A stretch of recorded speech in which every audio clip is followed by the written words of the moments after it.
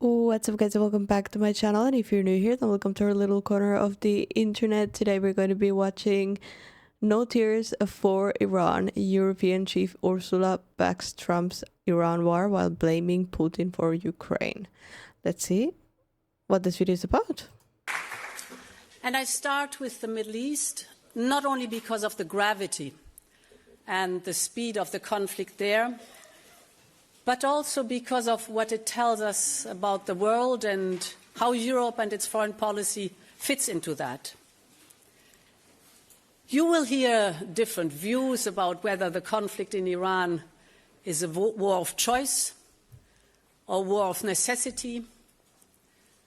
But I believe this debate partly misses the point, because Europe must focus on the reality of the situation, to see the world as it actually is today. And I want to be clear, there should be no tears shed for the Iranian regime. This regime has inflicted death and imposed... Okay, first of all, the title is a little bit misleading. It says no tears for Iran. She clearly states for the Iranian regime, because I was going into this video like, what is she gonna say? You know? Because we should have nothing against Iranian people and their civilians. I'm sure there's a lot of good people, but Iranian regime is a different thing. The Iranian regime. This regime has inflicted death and imposed repression on its own people. They slaughtered 17,000 young people. And this regime has caused devastation and destabilization across the region through its proxies armed with missiles and drones. And many Iranians inside the country and across Europe and the world have celebrated Ayatollah Khamenei's demise, as have many more people across the region. They hope that this moment can open a path towards a free Iran. And I think the people of Iran deserve freedom, dignity, and the right to decide their own future, even if we know this will be fraught with danger and instability during and after the war. And beyond this, we can now see a regional conflict with unintended consequences. And the spillover is already a reality today, whether on energy or finance, trade or transport, or the displacement of people. British military bases have been targeted in Cyprus, who I want to reaffirm our full solidarity with from this place. NATO troops have been called upon to shoot down a drone. Our citizens are caught in the crossfire. Our partners are being attacked, and I've been in touch with many of them across the region to express our solidarity and support. And the longer-term impact is already posing existential questions on the future of our international rules-based system, on how Europe finds unity in this situation. All of this shows how precarious the global situation is today, how diverse threats are, and how Europe will always be affected by what happens around the world. So the idea that we can simply retrench and withdraw from this chaotic world is simply a fallacy. I mean, Europe is part of NATO, and NATO has a lot of countries. It's like half the world. It's kind of absurd to think that Europe can just wash its hands and, you know, just don't get into any conflict. It's impossible. Also, people always have beliefs of what is right and what is wrong, and will always be dragged into conflicts as long as there's like the only possible way where I think some nation or country could be completely out of everything is when they're completely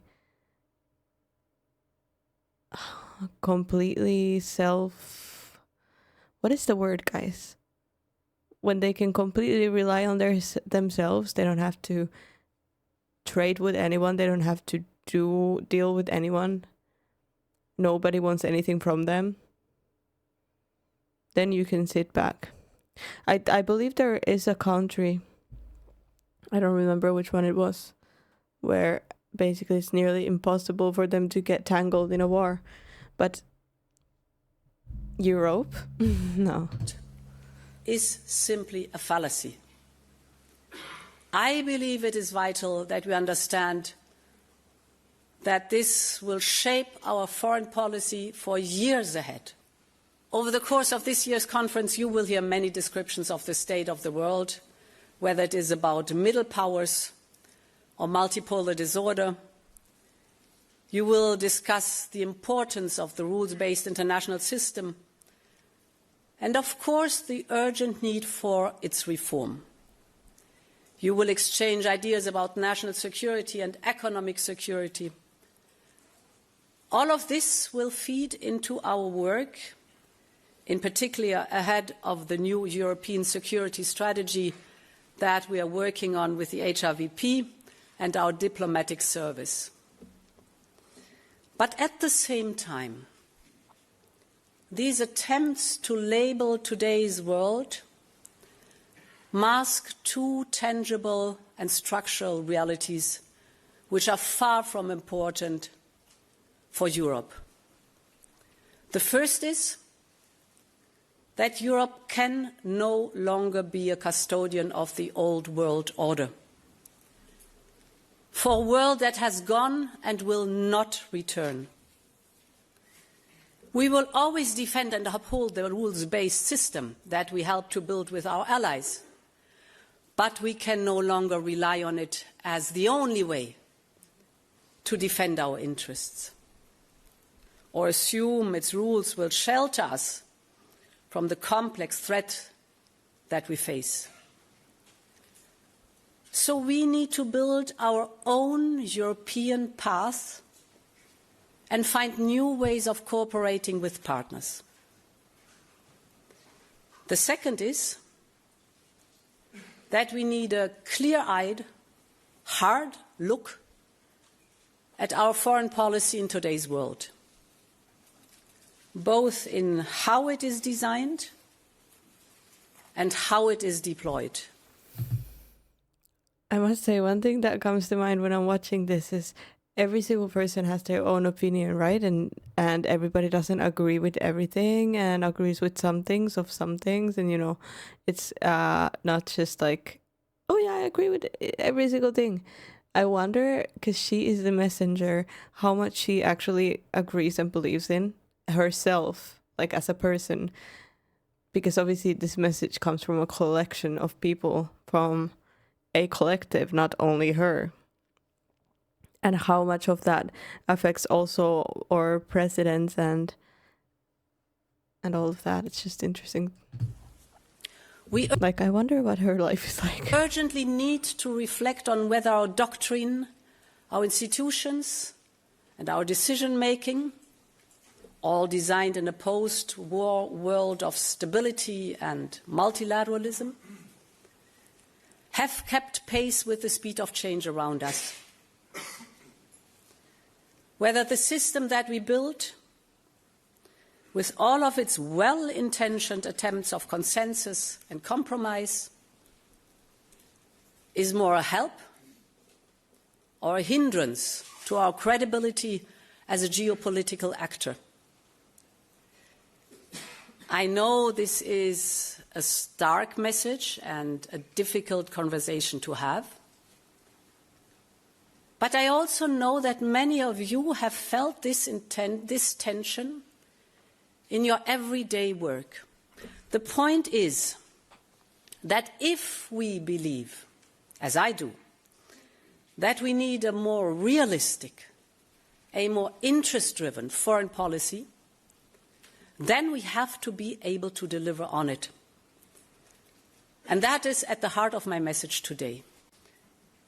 We have stood up forcefully when our member states were challenged, for instance, with Denmark in the case of Greenland. We are investing in our democratic resilience at home to counter foreign information manipulation. And above all, we have started a generational project, and that is European independence. The goal is to make ourselves more resilient, more sovereign, and more powerful. From defense to energy, just these days, from critical raw materials to strategic technologies. Your work to deepen, de-risk, and diversify our partnerships around the world is invaluable to this. This is what independence looks like in today's world. It means not relying on a singular supplier for vital assets, from energy to defense, from semiconductors to vaccines, from clean tech to raw materials, just to name a few. And for this, we need more connections with reliable, trusted partners.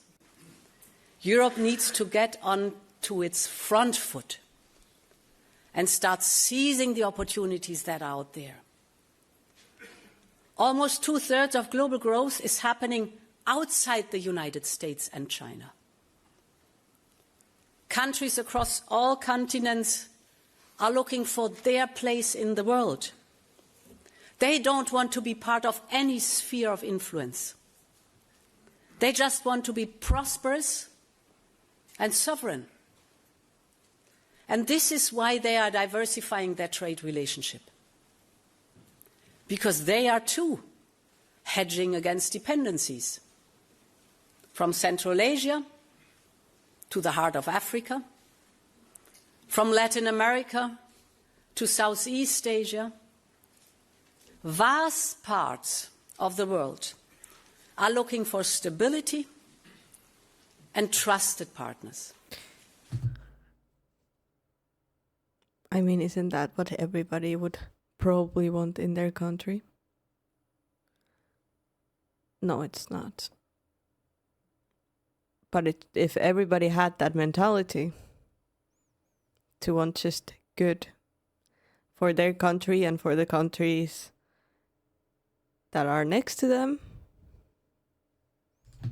My first point is security and defense.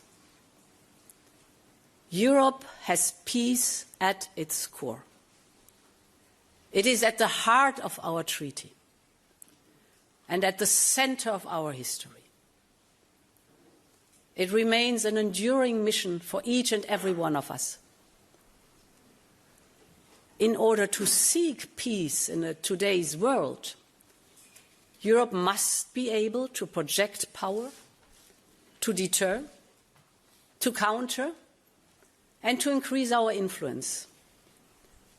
In simple terms, we need to invest in means to protect our territory, our economy, our democracy, basically our way of life. I understand what she's saying, but it also sounds like, to have peace, we need to fight back. We need to fight more, which I understand, but, it sounds just a little... And this will be at the heart of our new European security strategy. In all our assets and policies, we must mainstream security considerations. In fact, security must become the organizing principle of our action. Ambassadors, when I talk about security, we must talk about Ukraine, a proud European nation that continues to fight for our freedoms, both as a future member of our Union and as Europe's first line of defense. And my message here is very clear. Europe will always stand with Ukraine, no matter what is happening elsewhere. We all want this horror and bloodshed to end. And no one wants more peace than the people of Ukraine. But the war must end in a way that does not sow the seeds for future conflicts. And this is what we continue to work on every day with Ukraine and with our partners, to deliver real long-term security for Ukraine, so that we can secure a full, just and lasting peace. And what Ukraine needs now is, first and foremost, sustained financial support. As you know, this is why we proposed a 90 billion euro loan to finance Ukraine's needs. And you have all seen the challenges we have faced in getting this over the line, even after all 27 leaders have agreed to it. This goes back to the point that I made earlier about whether our system is still able to deliver efficiently. But I can assure you that we will, in this case, deliver on our commitments, because our credibility and, more importantly, our security is at stake. So for us is paramount and crystal clear, we will deliver. Interesting way to put it, but deliver this 90 billion euro loan. In like kindergarten English, is she saying that we can't let ourselves get bullied? Like if we don't win, then it's gonna be like we don't have any credibility left. Is right, guys? Anyone? The third point I would like to make is about our diplomacy and how it can help deliver for Europeans. Our support to the United Nations and its charter is an essential part of who we are. Together with member states, we make the single largest financial contribution to the UN system, year after year. And you know all why. In a more conflictual world like ours, we need a rules-based global governance. Of course, the UN system also needs reform. And when traditional formats reach a standstill, we need to look for creative ways of addressing the most serious crisis of our times. Every new initiative should aim to complement the United Nations, not compete, nor replace it. We have made this very clear from the outset. And this only makes our engagement more important. But Europe cannot shape the world from the sidelines. We must engage to make our voice heard, protect our interests, and, most importantly, to always bring our values to the table. As our foreign policy will change, this imperative never will.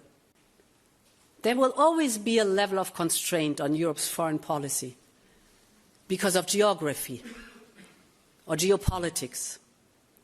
We have to accept that. And we have to be honest that we cannot solve every global issue or perfectly reconcile our values and our interests on each occasion. But what we can control is what guides our foreign policy and how we choose to conduct it. As I said here last year, I believe that we need to be much more assertive in pursuing our interests. Good speech. But yeah, definitely. I have always wondered why when it comes to these policies, why are they not more flexible? Why? Because times change, things change, and that happens in smaller scales as well when it comes to laws,